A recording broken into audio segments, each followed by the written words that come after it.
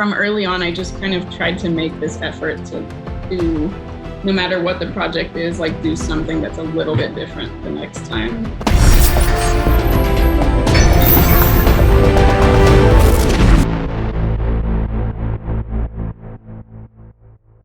What I can say unequivocally is that in doing the research to get ready for this interview, of course, one of the things I did was I went through your website and found not just your resume, but your resumes, which we're going to talk more about because that's one of the top strategies that I use with my students in my coaching program, is you don't have a resume.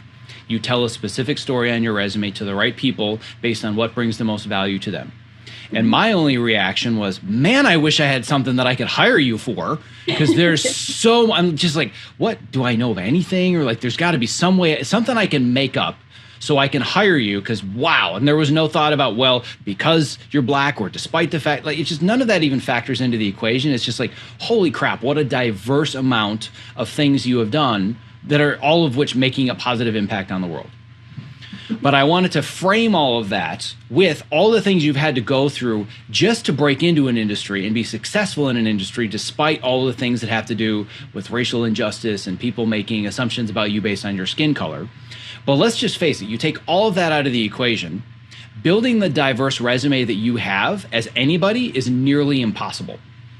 Everybody complains all the time, and I know because I built an entire business model out of helping people solve this problem. I am pigeonholed. People think I can only do one thing, and I don't want to do this one thing anymore. So we can dig into a lot of the nuances, but in general, if I only had 2 minutes with you and you're up on a panel and there's 150 people behind me that want to ask the same question, and I said to you, how do you have such a diverse resume? What's kind of your stock answer?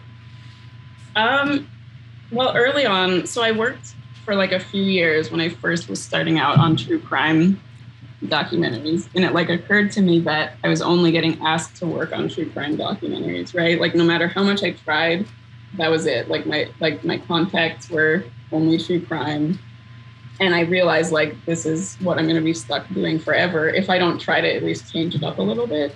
So I think from early on, I just kind of tried to make this effort to do, no matter what the project is, like do something that's a little bit different the next time.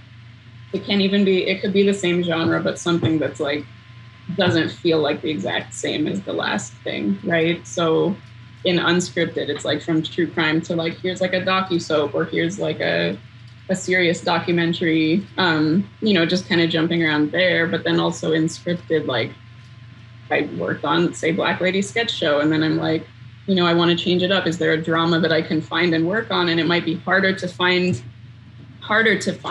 that because people do categorize you like, oh, it's a comedy editor or it's a drama editor. But I think just holding out and like waiting for the right thing like does help a lot in that sense. So that's kind of just the formula I think I've gone by for several years, and also just doing stuff on the side, which is not always the most healthy and like not the best, time-wise and keeping mentally sane as an option. But it's something that I think helped me to at least diversify it enough to where I was able to have like, here's a resume that has different scripted projects I've worked on. Here's one that has some unscripted projects I've worked on. Like just keep them separate, but like, they're diverse enough that hopefully it can just keep me bouncing back and forth. And as an editor too, I feel like it helps to have experience in all these different genres, because it's just like a bunch of different toolkits, right, that you can take to the next project, even if it's a totally different genre. You're like, oh, I could use like a comedy technique here, and it might actually feel like horror, or it might feel like, I don't know. Yeah.